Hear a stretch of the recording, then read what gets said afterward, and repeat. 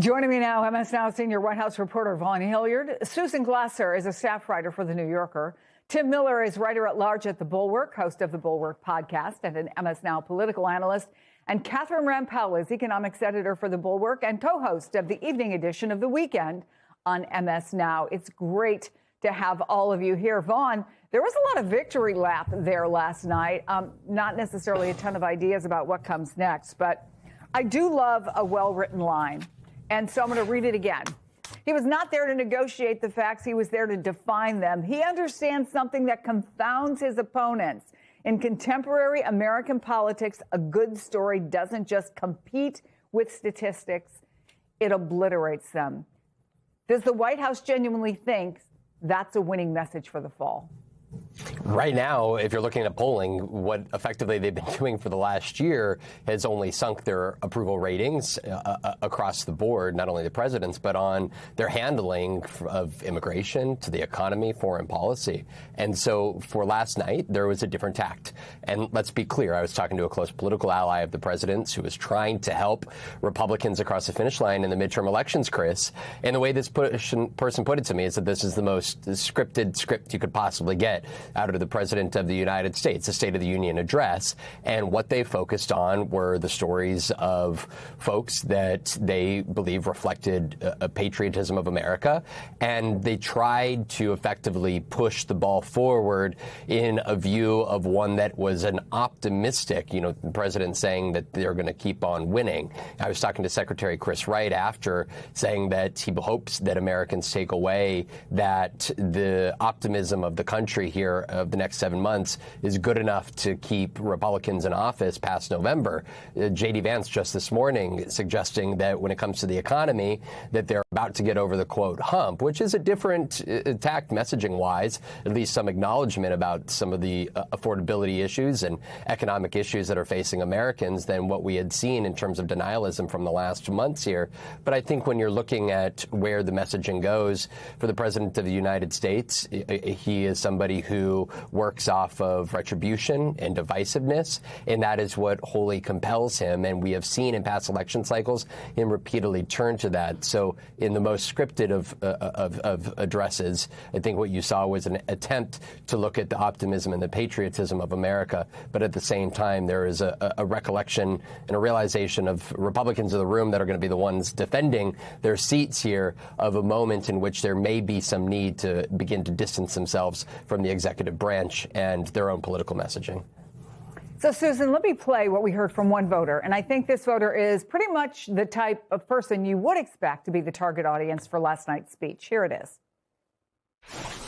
Back when we first retired, our retirement income, what we were getting, was totally sustainable. Nowadays, we have to be very careful with what we spend. Money is limited, and we watch what we spend now. It's no longer a frivolity to get whatever we want. So when you look at strategy, Susan, I mean, who doesn't love a bunch of gold medalists, coming down and getting cheered on? Who doesn't love a 100-year-old war hero? But does that convince anybody like the retiree we just heard from that the Republicans are the way to go?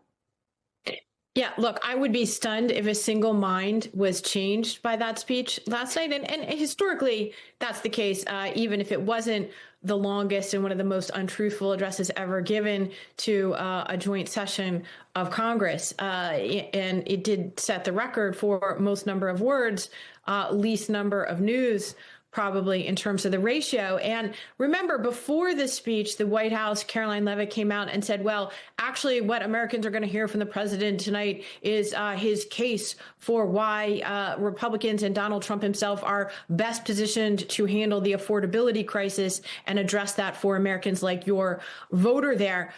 What Trump's speech proved is that it's very hard to convince Americans about your plan for addressing a crisis that you do not believe exists. And again and again and again, what you heard from Trump was his trademark triumphalism. America is better, richer, stronger, in a great place because he's president. He said affordability is a word they use, He said, well, no, prices actually aren't too high, but also even if they are, don't worry, because pretty soon they're going to be coming down to levels you never would have believed just a few months ago. And so that is not a case for tackling the affordability crisis. And there was no new plans or programs to address the economy that we heard in a specific way. Donald Trump came to Congress and asked Congress basically to do nothing. So, again, politically speaking, I think it's a wash. No one's mind is going to be changed by this. But more importantly, 2/3 of Americans are looking at this salesman and saying, hey, I bought the car from you. I want my money back. That's the thing, Tim. I mean, he is the salesman. He is the face. He is everything to the Republican Party. And if you are a Republican running in a competitive district, did he help you at all last night? No, look, I like it, or I don't dislike it, actually, Chris, when you put me in the position of agreeing with a MAGA strategist. But I will agree with the point in that quote in the lead-in about how in politics today, a good story obliterates facts. And it is something that Donald Trump has used to affect against Democrats in the past, where he's telling some fantastical story and Democrats are responding with white papers, and that's hurting them. That's true. I don't think what he offered last night was a good story. It was incoherent. There was the first 20 minutes were about how great America is. The next 40 minutes were about how horrible America is and how it's Joe Biden and illegal immigrants' fault. And then, there were a couple more minutes about how good America was. And then he gave out a bunch of medals. What was the story last night? What was the narrative? I don't think anybody knows. Certainly no swing voters or no casual observers of politics know, because they tuned it out. Maybe they probably didn't turn it on at all, but if they did, they certainly turned it off after he welcomed the men's hockey team and he started listing all of his various grievances. But so, here's the thing with Trump. He's a very good storyteller when it's telling a negative story about the other side, something he's very skilled at. The campaign, he was very skilled at that in 2024. It's part of the reason why he won. He hasn't demonstrated a ton of skill in telling a story about his own success and how great the Republicans are. I mean, sure, he has convinced his core base that things are going well, but he hasn't convinced anyone else in the country. And it's much harder to tell people a story about how their lives are doing well when they don't believe that, when they're not experiencing that. It's much easier to point the finger at the other side and tell a story about how they're bad.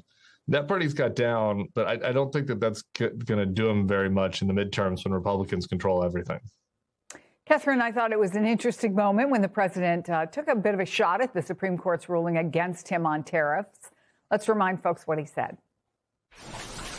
Despite the disappointing ruling, these powerful country-saving, it's saving our country, the kind of money we're taking in, peace-protecting.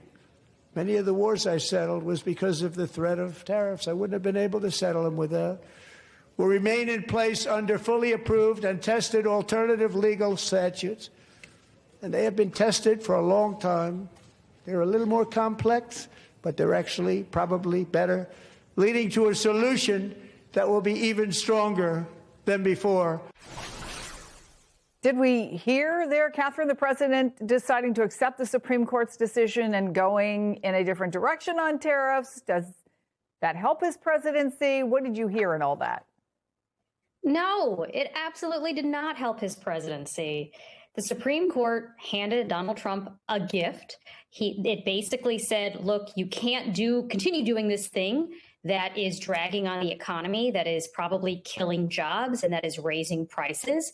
And rather than accepting this gift for what it was, he, of course, turned around and said, you know what, I'm going to find another way to put my boot on the neck of the American economy. And just to pivot back to that question of how he's talking about affordability, last night's speech kind of reminded me of that old joke about two little old ladies kvetching about their meal, where one of them says, oh, the food is terrible here. And the other one says, and such small portions. And that's sort of how I felt about how he talked about affordability last night. He devoted only about 2.9 minutes, I think it was, under 3 minutes to talking about affordability, which is by far the most important thing in the midterms. It's the main reason why his own voters are increasingly ditching him. He devoted such little time to talking about it. And even when he did talk about it, the offerings were basically rehashes of things that he has promised before, pitched before, and that have not worked, including tariffs, right? He says that tariffs are going to reduce prices. Instead, they are raising prices. He promised some sort of new retirement plan that, as far as I can tell, seems to be a plan that already exists and that was signed into law by Joe Biden. So, the message here, to the extent that there was one about the thing that voters care about and that Republican politicians really need him to talk about in the run up to the midterms, was if affordability matters, it matters way less than Venezuela or the men's hockey team or any of the other issues that had pride of place in that speech. And I'm really not even going to throw you a bone on specific things I can do about it.